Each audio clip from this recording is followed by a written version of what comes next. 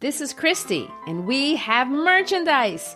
Go to howtolovelitpodcast.com and check out amazing t-shirts, mugs, stickers.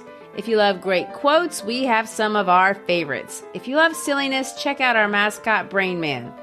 Go to howtolovelitpodcast.com, click on the shop button, and find something for that person who needs to be reminded that we are fashioned creatures but half made up. Mary Shelley said that. At 1-800-Flowers.com, we know that connections are at the heart of being human. Whether celebrating life's joys or comforting during tough times, 1-800-Flowers helps you express what words can't. For nearly 50 years, millions have trusted 1-800-Flowers to deliver thoughtful gifts that help create lasting bonds. Because it's more than just a gift. It's your way of showing you care. Visit 1-800-Flowers.com/ACAST and connect today.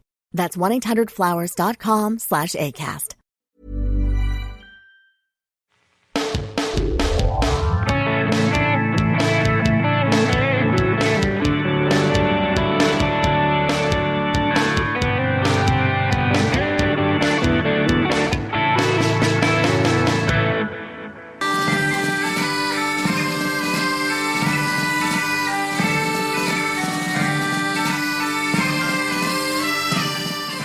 Hi, I'm Christy Schreiber, and we're here to discuss books that have changed the world and have changed us.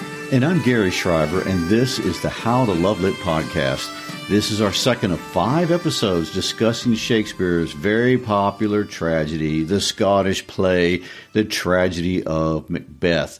Last week, we introduced, albeit briefly, Shakespeare, as if he needs any introduction, by mentioning his vast popularity and influence on the English language. We also introduced the context of the play, pointing out that it was likely written and performed for James I, the first king of Great Britain, although this really can't be known for sure. You know, we discussed the gunpowder plot and how the scandal around priest Henry Garnet surfaces in this play through the use of the word and the concept of equivocation. We used that word a lot last time. We talked about the setting of the play, remembering that setting involves both time and place. The place is Scotland. The time is somewhere between 1040 and 1057, which, of course, would be the years in which the real historical Macbeth actually ruled as king in Scotland. We'll talk about this more in another episode, but you can't really think of this play as historical. It's very intentional, not historically accurate in many important and interesting ways. And, you know, finally, we talked through the first 4 scenes of the play. And, Christy, the irony is not lost on me that we will be talking about this play for almost twice the amount of time it actually takes to perform it. That's so true. But I'll say it again. As difficult as it is to work through a Shakespeare play, it's worth it. There's a lot going on. It engages our mind, our curiosity, our sense of humor, our passion. You know, one point of interest that I did want to bring up before we get into the play of Self, and you alluded to it when you talked about it being called the Scottish play, and that would be the curse of the Scottish play. Gary, tell us what all that's about, because that's kind of fun. Well, it's myth, it's legend, but even that ironically plays into one of the big ideas of this play, because it plays around with the idea of how much we as modern people believe and fear the mystical, the spiritual realm. You know, so legend has it that in 1606, the play Macbeth was cursed by a coven of witches who were angry that Shakespeare was using real incantations in the play. And because of this, all sorts of disasters are associated with the play. I mean, for example, in the original production, it is believed that the actor playing Lady Macbeth died, and Shakespeare himself may have had to take the part. But that's just the beginning. In a production in 1672 in Amsterdam, someone switched out the daggers in the play, and the actor playing Duncan was literally killed. In 1849, a deadly riot broke out in Manhattan at the Astor Opera House where the play was being performed, and it resulted in 31 deaths. In 1937, Laurence Olivier was hit from a heavy weight that fell in the theater, and it almost killed him. In 1942 in London, 3 actors in the play died on opening night, and the set designer committed suicide. I mean, we're going to go on. In 1947, it's documented that an actor by the name of Harold Norman playing Macbeth actually died on stage. I could go on all the way to the present. There are stories of food poisoning of the entire cast, an actress walking right off the stage and falling into the orchestra pit, the director breaking out with shingles, actors breaking appendages, theaters going bankrupt. I mean, it's freaked out so many actors that at this point that most actors will not even utter the name of the play when they're inside the theater. The idea being that it is uttering the name Macbeth. That's how you invoke the curse. But if you do accidentally mention the play Macbeth in the theater and you would like to avoid any of these horrible calamities, there is an anecdote that will remove the curse. Well, thank goodness for that. Please tell. Well, you must exit the theater, spin around 3 times, spit, curse, and then knock on the theater door to be allowed back in. Oh, my goodness. Well, thank goodness there's a cure. The good news is I don't think anyone has ever been cursed that I know of by mentioning the name of the play in a podcast. Oh, my. So hopefully we're safe. We may be the first. I don't know. Well, I'm afraid now, but that is good to know. Well, today we finish Act 1, and then we'll try to sprint as fast as we can through the murder of Duncan in Act 2. And yes, I know, that was a spoiler. Duncan is murdered. But that's okay. Spoilers don't really spoil the fun for Shakespeare. I mean, most of the time, they're actually helpful. Well, I'm going to tell you this. If you haven't paid attention in the last 500 years, then I don't feel guilty about the spoiler. Anyway, so by way of review, Act 1, Scene 1 starts with thunder and lightning and witches, fair as foul and foul as fair. And Scene 2, we meet Duncan and his son Malcolm, and we hear of the bravery of Macbeth, and he's waging and winning wars against rebelling thanes. The first being MacDonald, whom he cuts open from his belly to his jaw and fixes his head upon the castle wall. And the second, the Thane of Cawdor, who he attacks so recklessly and with such little regard for his own self that it draws commendations from other commanders. And in Scene 3, we're back to witches, but this time we finally meet brave Macbeth. And instead of just hearing about him, we also meet his good friend and his comrade Banquo. These 2 men have been waging war together, and on their way back are engaged by the witches, and they're given very cryptic prophecies. And, Macbeth is told that he will be the new Thane of Cawdor, which is a prestigious title, but that he will also be king. And Banquo, after hearing this, asks about his future, and he's told his children will be kings. And this, maybe could be seen as treasonous. I mean, there's already a king, but the witches never suggest to the men that they're supposed to murder the existing king. I mean, there could be any number of events that would change things. Banquo, however, is suspicious that the witches may be up to something, and at the end of the scene, he says a couple of interesting things. Now, we didn't highlight these in the last episode, but I wanted to go back to them because they're worth mentioning. First, he cautions Macbeth about trusting witches. He says this, "'Tis strange, and oftentimes to win us to our harm, the instruments of darkness tell us truths, with us, with honest trifles, to betray the deepest consequences." Okay, you're going to have to translate that. What does that mean? Well, it means oftentimes the instruments of evil, darkness in this play represents evil, but oftentimes the instruments of evil will tell us just a little bit of truth, not the whole truth, but a little bit in order to mislead us, to betray us into doing something awful. And right after he makes this point to Macbeth, we see that there's this word aside next to Macbeth's lines. And we remember that when we see that, that means we're going to hear Macbeth talking, but he's not really talking. It's what he's thinking, and the other characters don't hear him. These are his private thoughts. According to Banquo's next line, Macbeth has actually become lost in his thoughts.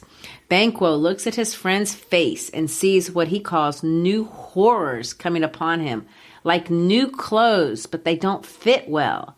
That's an example of the kind of metaphorical language Shakespeare uses, and we can understand exactly what he means. In Macbeth's mind, He's trying on treason the way one might try on new clothes. But in Macbeth's case, treason doesn't fit very well. It's a bit of foreshadowing. We'll see that it really doesn't.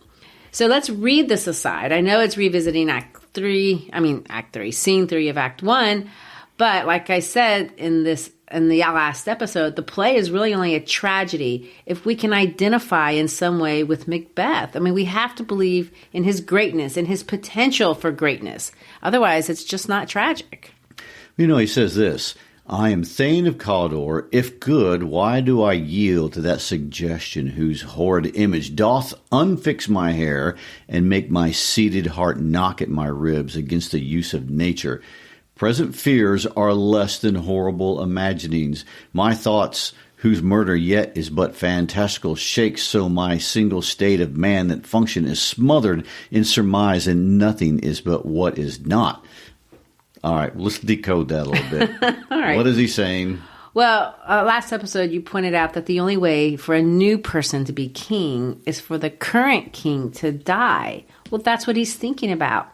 He finds himself yielding to an image so horrible, so fantastical, that it unfixes his hair. That's how he says it. And it makes his heart beat against his ribs. So he's dwelling on what he calls horrible imaginings. And of course, you can imagine what that might be. It could be anything. He's imagining murder. He says it's fantastical now. That's fantasy. But, the thought is there. Well, and there you go. The connection between the imagination and reality. And, of course, psychology has a lot to say about this.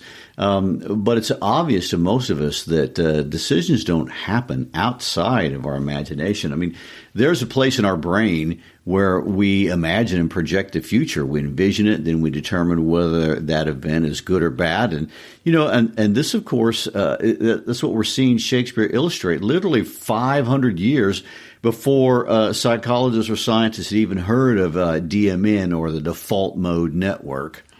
Well, and Macbeth struggles to make the decision. True. And we see that Macbeth is not naturally an evil person, or these images wouldn't horrify him. I mean, if a sociopath dreams of murdering a person, it's actually going to bring some degree of pleasure. It's actually terrifying Macbeth. And, murder, like the clothes Shakespeare was talking about, it just doesn't fit him properly. And, when we shifted to scene 4 of Act 1, Duncan and Malcolm meet up with Macbeth and Banquo. And, Duncan, just for context, is the current king, the one Macbeth has been fighting to defend and the one he's imagining what it would be like to kill. And, Duncan tells Macbeth he's heading to Macbeth's house, but also that his son is his appointed successor to the throne. And I do want to point out that this is not ungenerous on Duncan's part or even ungrateful. Duncan has rewarded Macbeth with a very high-level position, the title of the Thane of Cawdor. He also promises him that he, and I want to quote Duncan here, plans to plant thee and will labor to make thee full of growing. In other words, I do hope to do even more great things for you. And Shakespeare's Duncan is a generous leader. He's a grateful leader. He's even got this intention of elevating his cousin Macbeth to a high rank, not to replace him as king, but, to a high position. And this is absolutely not unreasonable or even unhistorical. And scholars have pointed out that in Scotland, the father-to-son legacy was not guaranteed in Scotland, and many times being the king was contested. And this is true, in fact. That's how the play opens. These other things are making a play for the position of king. But I also want to point out that it isn't unusual either for a king to anoint his son. And Shakespeare, who, of course, is writing for the court of James, makes clear that Duncan, also a relative of James, absolutely possesses the legitimate claim to the throne in spite of Macbeth and Duncan being cousins. It does get a little confusing. There's a lot going on. We've got Shakespeare and then we've got British history. It just complicates it all. But bottom line, Duncan is supposed to be king, and his son is too. Right. And Duncan was building a family alliance, but he wants his son to succeed him, obviously, with Macbeth's support and help. And perhaps had Macbeth not met the witches, maybe he wouldn't have been upset by the idea that Malcolm was the heir apparent, and perhaps it should have been impossible as expected. And so we are left with the question, as many of us, did the witches set him up? Did they plant this idea in his head to be cruel to him the same way they were cruel to the sailor in scene 3? And another question, why does he even have to listen to these witches? Everyone listens to witches. I don't think so. Readers and play watchers have been arguing about that chicken and head.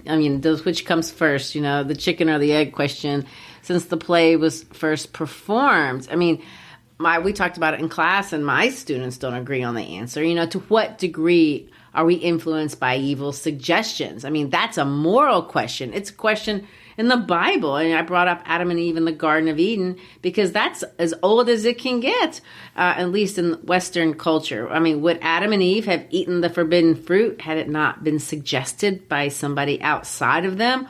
Or was the desire or the ambition already within them, and they would have eaten that fruit sooner or later because it was in their nature?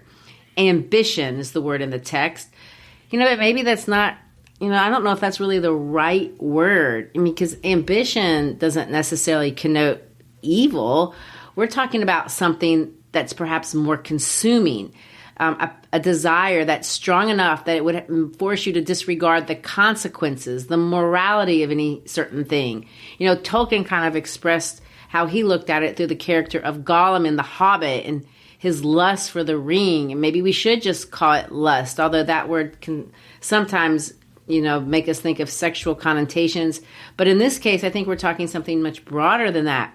Whatever the word we want to choose, lust, ambition, it's this insatiable drive for whatever it is, money, power, sex, forbidden fruit, whatever.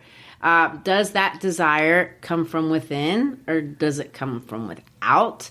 This play asks this question, but this is no morality play, and I'm not sure Shakespeare actually answers it. And when we arrive in Act 1, Scene 5, we add another layer of complexity, and this would be Lady Macbeth. She's a fascinating character. Over the years, she's been very maligned. You mentioned that she even has her own entry in the Oxford Dictionary, but it's not a good one. She's infamous. No, more than famous. Lady Macbeth is defined as a remorseless and melodramatic woman, especially one leading a weak man. I wouldn't want to be called that. I would argue that maybe that definition is arguable, but I won't make that judgment. Let's introduce the leading lady herself. Well, Lady Macbeth is entering the play in Scene 5, and, there are a couple of interesting things that strike me, both from a historical but also from a psychological perspective. First of all, she's reading a letter. In Shakespeare's day, this would have been unusual, but at the time of the setting of the play, this would have been extraordinary. The first characterization of Lady Macbeth is that she is an extraordinary woman, and at the time Shakespeare was writing, only about 30% of men could read. Women, as you might imagine, would have been an even smaller number, in around 10%. So in Macbeth's day, that number would have been even lower. So we're immediately aware that Lady Macbeth is special. She's highly educated. She's a trusted advisor to her husband. In the play, he has barely had time to finish the battle, and he's already written to send a letter to his wife about what happened. And we see that he calls her his partner. He calls her, in fact, dearest partner of greatness. That's really a wonderful and loving term. That's what I call you. Of endearment. Oh. Dearest partner of greatness. I don't recall ever having heard that before. I think you should practice that more. Oh, my. It's implied. Well, this whole letter scene makes no sense in terms of just communicating information. He was going to be home almost as fast as the letter could get there. And of course, the letter lets us know what Macbeth is thinking, and then what Lady Macbeth thinks of his ideas. So I can see that there's really a dramatic reason for introducing the idea of murder, through this convention of a letter. But I want to suggest Shakespeare is also highlighting just how connected these two are as a couple. But before I make my comments as to why that matters, I also want to share a couple of fun facts about the real historical Lady Macbeth, who, by the way, is not this one. In real life, Lady Macbeth had a first name. Obviously, her name was Grooch. Grooch. Well, that's cacophonous. That's a mild way to put it. No disrespect to any Grooches out there listening. Oh, my gosh. Well, I thought so, too. And maybe that's why he doesn't use it. A name like that might be distracting. But, another fun fact, in real life, the real Lady Macbeth was the granddaughter of Kenneth IV, a different Scottish king. Now, I know this is a bit nerdy, but kind of, Here we go, down into the history. Hang with me here a little bit.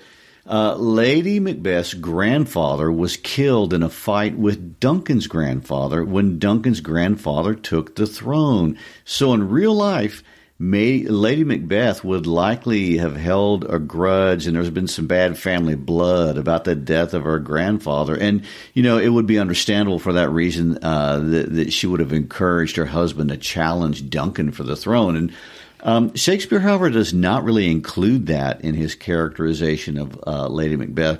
In real life, Lady Macbeth might have encouraged her husband to do what the other rebelling things did, which, is not murder him in their home. There's no honor in that. And how could you get a country to accept your legitimacy if you do something as awful as backstabbing, which is another Shakespearean metaphor that we will use. Raising an army of your own, rebelling and challenging the current king was happening all the time. In fact, in the very history book that Shakespeare used to get the story, Holinshed said, we'll talk about that, and we'll talk about that in another episode, but in the book that depicts the actual history of Scotland, the word murder is not used when things challenged and killed kings. Holinshed uses the word slew, which kind of indicates a moral difference. But as we said before, this play is not historically accurate. In the play, the act of murder is very much an immoral act, both in the minds of the victims, for sure, but also in the minds of the perpetrators. I mean, that's the point of the play.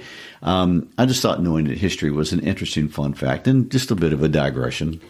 Oh, for sure. I mean, that's interesting. I don't think many people even think about Lady Macbeth having a first name, and they certainly don't know it. And I had no idea of the real connection between the families. Anyway, back to the theatrical performance, the fake Macbeths, if you want to call them that. In Act 1, Scene 5, we'll meet Shakespeare's Lady Macbeth. And like you said, the first words that come out of her mouth are not her words. They're her husband's words. She's reading a letter. He tells her about the new title. He tells her about the witches. But he also tells her that the witches have called him the future king. However, he includes her in the promise.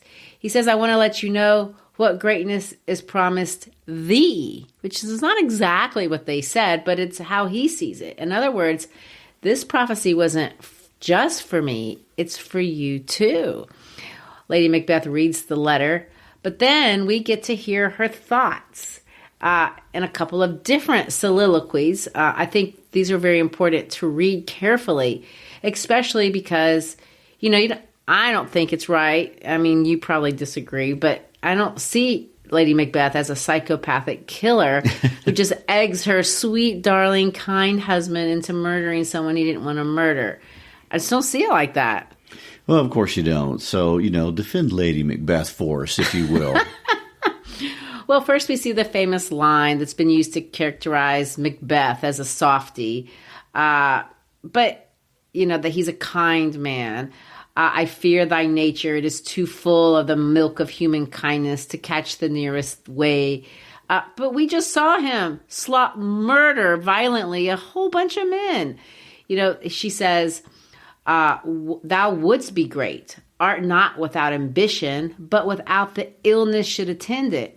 What thou wouldest highly, thou wouldest thou wholly, wouldest not play false, and yet wouldest wrongly win. Thou have great Glamis, that which cries, thou must, thus thou, I'm stumbling over it myself.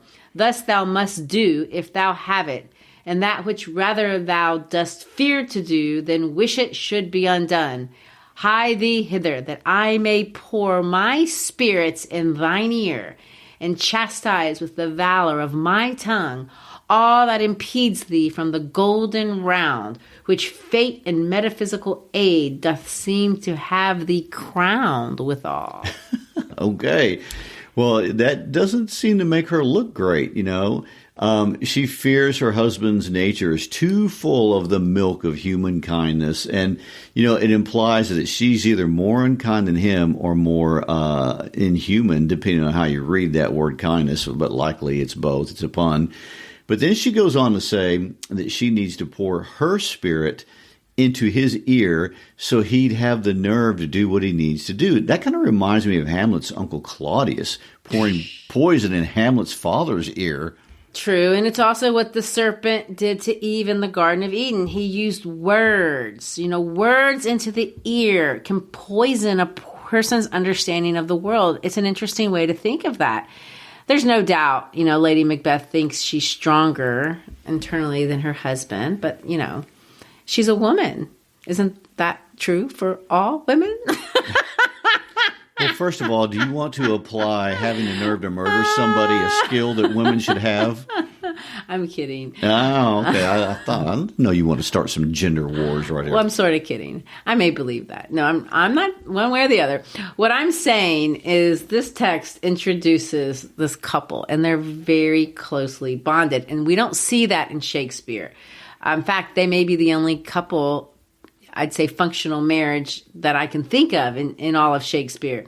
They're on the same page in life. They know each other. They support each other. He wrote her ahead of time because he wanted her to know before he got home what he was thinking. Macbeth wants her support. He wants her strength. He sees her as strong, and he wants that on his side. She understands what her husband wants from her. She understands what her husband wants for himself. And she fights for him. And this is an era where people fight. I mean, what I find more interesting, though, is the second soliloquy. After the little speech about Macbeth being full of human kindness, a messenger comes in, tells Lady Macbeth that the king is coming that night. Macbeth knew that already. Lady Macbeth, perhaps Macbeth himself, both understand, all right, this is what this is about. This is the chance. And maybe he understood that. Maybe there's that implied connection between the two. Because listen to how she talks. She says this: "The raven himself is hoarse that croaks the fatal entrance of Duncan under my battlements." I mean, it's already there in the first line. "Come, you spirits that tend on mortal thoughts, unsex me here. Fill me from the crown to the top toe, full of direst cruelty. Make thick my blood, stop up the access and passage to remorse, that no compunction visiting of nature shake my fell purpose, nor keep peace between the effect of it. Come to my woman's breast, take my milk for gall, you murdering ministers, wherever in your sightless substances you want on nature's mischief. Come, thick night, and pall thee in the dunnest smoke of hell, that my keen knife see not the wound it makes, nor heaven peek through the blanket of the dark to cry, hold, hold. I mean, what do you hear? Listen to that language. Well, she's invoking agents of hell to fill her with the ability to murder. Right. It's like she feels like that's what her husband's asking her to do. Exactly. And she's praying to evil spirits to make her evil. I find that so interesting. Why would you do that? I mean, if you're a psychopath, would you, Gary? Just like you brought up Macbeth, Lady Macbeth doesn't seem naturally inclined to murder. If she's going to pull this off, she feels like she needs the help of hell. Is that something that a psychopath would pray for? Do they need to pray to commit evil? No, they don't. They're completely comfortable with doing it. They're pretty much operating without a sense of empathy or a sense of guilt. So, yeah, Lady Macbeth is not really acting like a psychopath at this point. She's acting like a very ambitious person, though. Well, and it's a problem. I mean, she says this, take the milk from my breast. That's an interesting phrase for a couple of reasons. First of all, this nurturing thing that women have, replace it with gall, which is a bitter drink. That's a biblical allusion. In the crucifixion scene of Jesus, the Roman officer offers Jesus some wine mixed with gall that he didn't drink because he didn't want to lose his ability to feel. But she does. She wants to lose her ability to feel. You know, I read somewhere that line, replace my milk with gall, implies that she had just lost a child. And, I'm not sure, that's not stretching things a little bit, but it is interesting. And it might explain why someone might pray a prayer like this to evil spirits. Yeah, that's a common interpretation from this text. There's a couple of things that people say indicate that she had just lost a baby. Even Macbeth's behavior at the beginning of the play seems kind of crazy and suggests that. But back to the question that the Shakespeare Company, when they were at my school, asked my students, they said, have you ever done something that violated your own conscience? And why do we do that? And pain is a reason a lot of times that we violate our own conscience. Love for a lover is another reason that we violate our own conscience. Ambition is another reason. We don't have enough detail. I don't think, maybe you could argue differently, but I don't think we can draw a full conclusion as to what really is motivating Lady Macbeth, maybe all three. Well, I think this is part of Shakespeare's genius. You can't read this text without reading your own life experiences into the text. And that's what all great writers do, whether they're writing songs or poetry or stories. I mean, we can all think back and look at times we violated our own conscience and see what motivated us to do it. I mean, I noticed that you're prone to take up Lady Macbeth's defense because you are a strong woman and identify with her in that way. I hope you're not a murderer, but I'm not saying that's a wrong way to approach it. I think it's right. It's what we do. You said many times that great art is the collaboration between a reader and a writer, and he leaves her motivation open-ended. And when I think about this, I look at it from the male perspective. If I were Macbeth, I would certainly want your support if I was thinking about doing something like this. Well, I appreciate that. Macbeth walks in as she's finishing this horrible prayer, and she says this, thy letters have transported me beyond this ignorant present, and I feel now the future in the instant. For whatever reason, for love of him, for love of her own ambition, for wanting to get rid of the present, whatever it is that she wants to do, she wants it as much as he does, for whatever reason. His response to her when she says that is, my dearest love. I mean, that's nice. My dearest love, Duncan comes here tonight. There's shorthand in that phrase. We all understand what he means by that. These two are on the same page. And listen to her response. Oh, never shall sun that morrow see. Your face, my thane, is as a book where men may read strange matters. To beguile the time, look like the time, bear welcome in our eye. Your hand, your tongue, look like the innocent flower, but be the serpent under it. Wow, I mean, she can read him like a book. The metaphor, be a serpent, is an interesting choice, of course. And we know that often serpents are used to represent deceit, and that certainly applies here. But historically, serpents are also symbols of renewal. I mean, they shed their skin, they represent a life force. Well, by the end of this Act 1, Macbeth is committed to murder.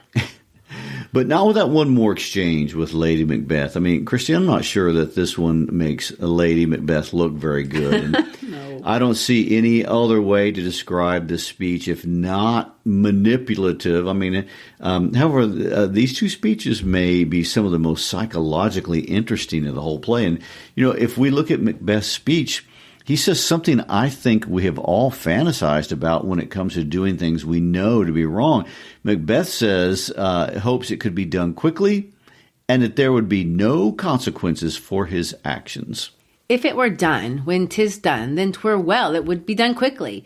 If the assassination could trammel up the consequence and catch with his surcease success, but this blow might be the be-all and end-all here. But here upon this bank and shoal of time, we jump the life to come. That's what everyone wants when they're doing something wrong. It reminds me of the kid who eats the candy his mother has told him not to eat.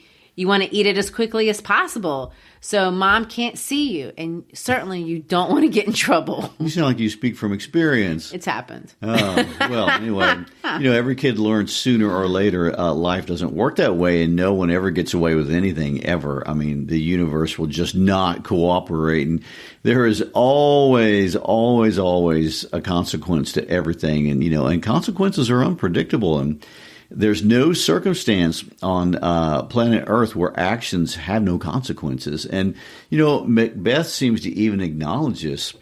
That last line, but here upon this band and shoal of time, we jump the life to come. I mean, that line didn't make sense to me. So I looked at the modern translation of it, and the modern translation reads this way: I'd gladly do the deed and put my soul at risk for the rewards I'd get. In other words, I know I might go to hell, but it's worth it. Ooh, well, the consequences never feel as bad on the front end than they do on the back end. And Macbeth's speech, if we were going to keep reading it, is a series of logical reasons that he shouldn't kill the king. And they're good reasons. First, Duncan and he are friends. They're cousins.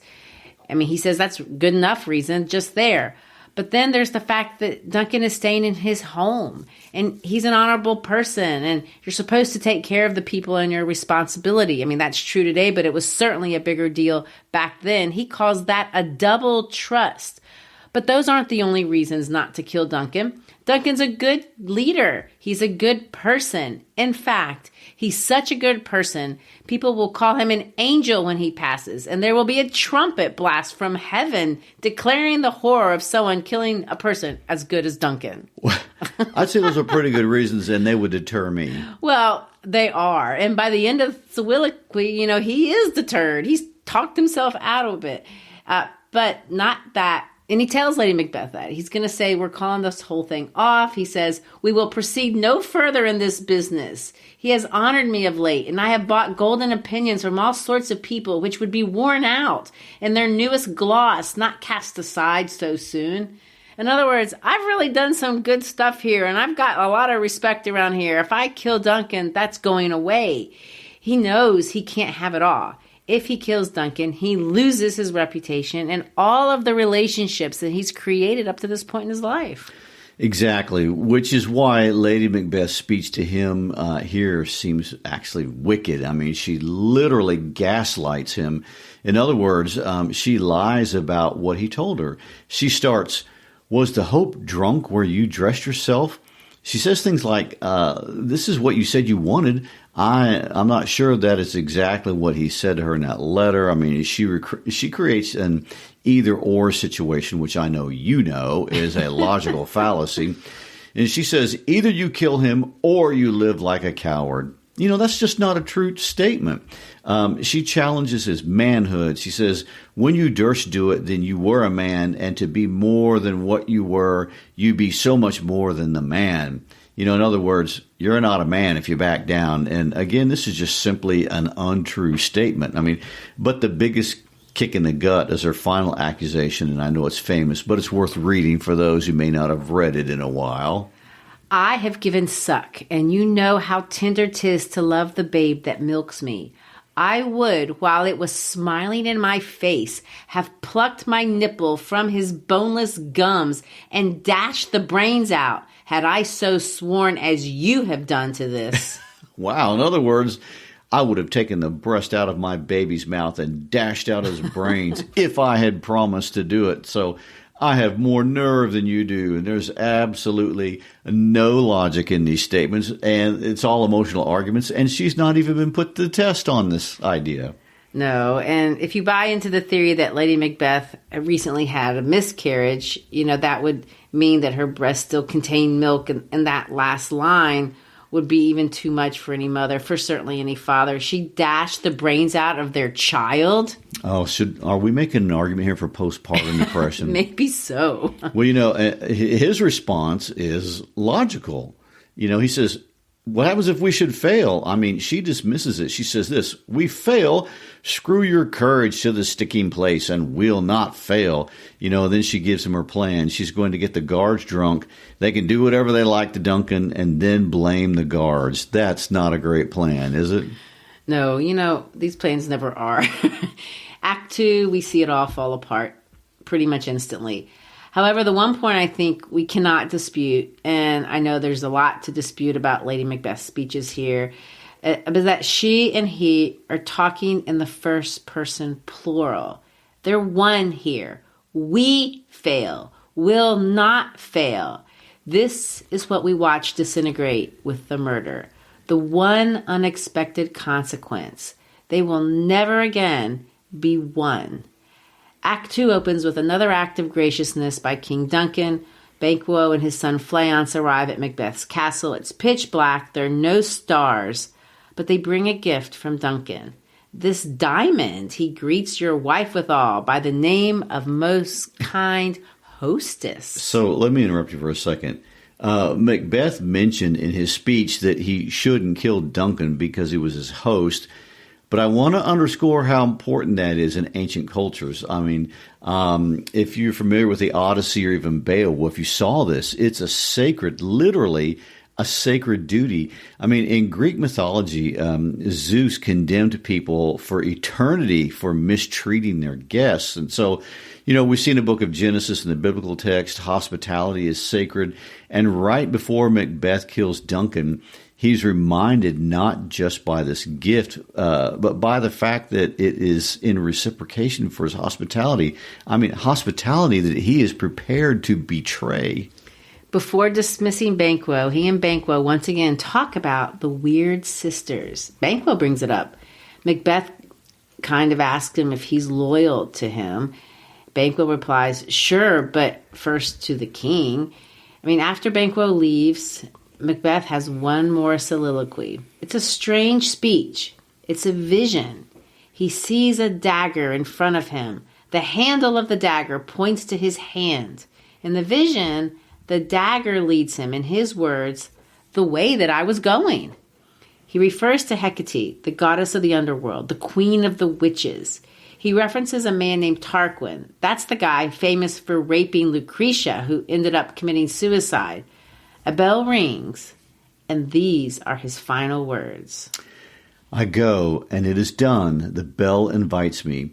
Hear it not, Duncan, for it is a knell that summons thee to heaven or to hell. It's important that the murder is committed off stage. We don't see it. That matters because if we're going to empathize with Macbeth at all, I'm not sure that would even be possible if we watched him brutally kill a man, an innocent man. And this murder is brutal. He uses 2 daggers, and he forgets to leave them at the dead body like he was planning on doing. So you can imagine, what that must have looked like. So, it's funny how typical this is of human nature. I mean, how many times when we violate our own sense of right and when do we immediately regret it? And I would say it's almost 100%, and this is what happens to Macbeth. And, he not only regrets it, but he realizes there will be psychological and physical consequences. And I would like to point out, this is what he wanted, but he was willing to give responsibility for it to witches and interpretations of signs. In other words, he was passing off the credit to things outside of himself. Well, his speech here to Lady Macbeth is, again, some very famous lines. First, there's the discussion of sleep. Sleep, of course, represents peace, and Macbeth understands he will never have a moment's peace again for the rest of his life.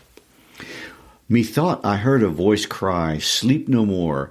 Macbeth does murder sleep, the innocent sleep, sleep that knits up the raveled sleeve of care, the death of each day's life, sore labor's bath, balm of hurt minds, great nature's second choice, chief nourisher in life's feast. It's a little nerdy to point this out, but Shakespeare does a lot in this play with meter that supports what he's trying to say in the play. I talked about this with the witches, that he reversed, the pattern of speech that they do here. He plays again with it right here. Right here after this murder, Macbeth's meter breaks. He's always been talking in iambic pentameter, and he still does. But it's fragmented. It's broken. He's broken. I mean, Lady Macbeth tries to help him. Why, worthy Thane, you do unbend your noble strength to think so brain sickly of things. Go get some water and wash this filthy witness from your hand. Why did you bring these daggers from the place? They must lie there. Go carry them and smear the sleepy grooms with blood. We'll see again the image at the end of the play. This idea of washing the blood off your hands. She tells him to go and wash the filthy witness from your hands. She tells him to go, we'll just give her the daggers. She's going to end up putting them by the bodies. She says this, the sleeping and the dead are just as pictures to the eye of childhood that fears a painted devil. In other words, dead people don't look any different from sleeping people. It's childish to be scared of a dead body. She goes on to say this, and this is famous too. A little water clears us of this deed. Except Macbeth knows that's just not true. He says this, to know my deed, 'twere best not know myself. Wake, Duncan, with thy knocking. I would thou couldest. I've read that one of the reasons Macbeth is so popular is that it can be interpreted in so many different ways. And the emotional aspect of our understanding for whatever it is Macbeth and Lady Macbeth are doing here is really very complicated. I mean, there's enough narrative distance between us and Duncan to not feel sad that he's killed. And and after all, this is a brutal world. And although it's a Christian world, it's an emerging Christian world. And these pagan values of settling matters of right and wrong really doesn't seem that immoral. Exactly. And Shakespeare is not going to just let us categorically write off that Macbeth is a bad person. We're walking through these events with him and with Lady Macbeth, and we can share their feelings. Aristotle, in his book Poetics, defines tragedy as having moral ambiguity. A tragic hero is not one who is necessarily flawed, but one who makes a great error. I want to quote Aristotle. This is the sort of man who is not conspicuous for virtue and justice, and whose fall into misery is not due to vice and depravity, but rather to some error. A man who enjoys prosperity and a high reputation, like Oedipus or Thyestes and other famous members of families like theirs.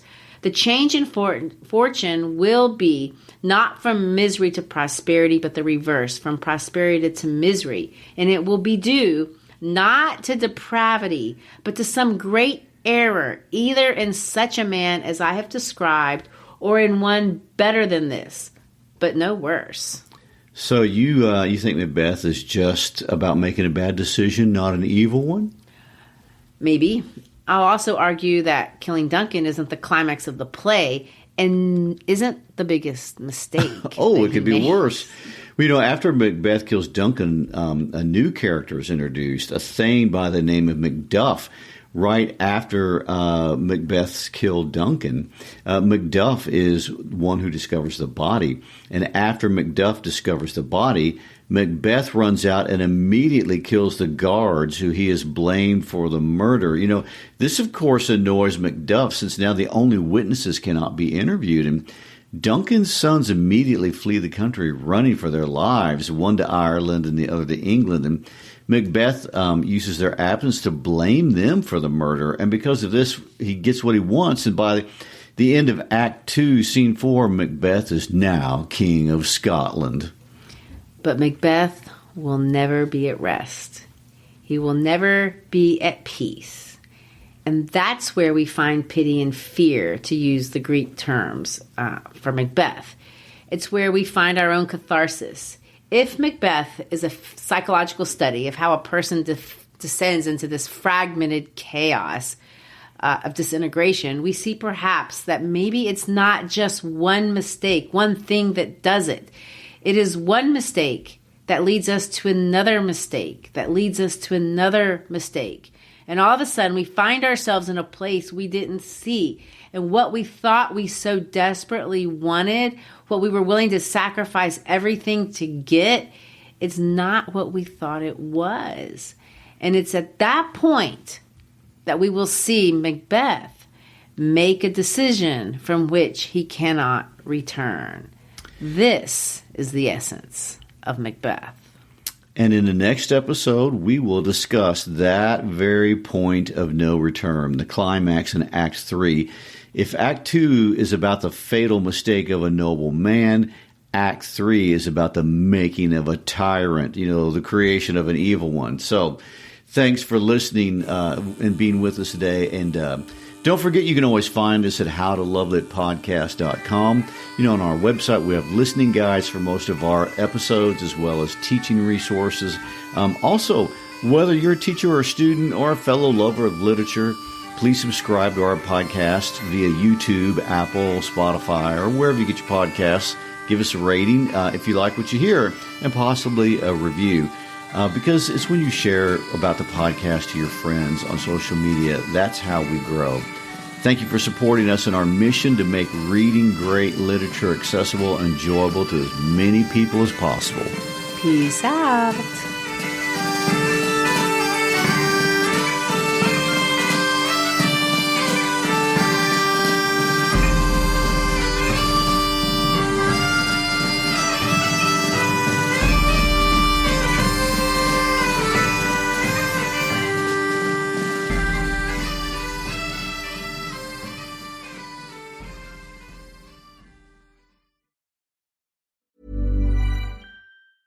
And now, a next-level moment from AT&T Business. Say you've sent out a gigantic shipment of pillows, and they need to be there in time for International Sleep Day. You've got AT&T 5G, so you're fully confident. But the vendor isn't responding, and International Sleep Day is tomorrow. Luckily, AT&T 5G lets you deal with any issues with ease, so the pillows will get delivered and everyone can sleep soundly, especially you. AT&T 5G requires a compatible plan and device. 5G is not available everywhere. See att.com/5G for you for details.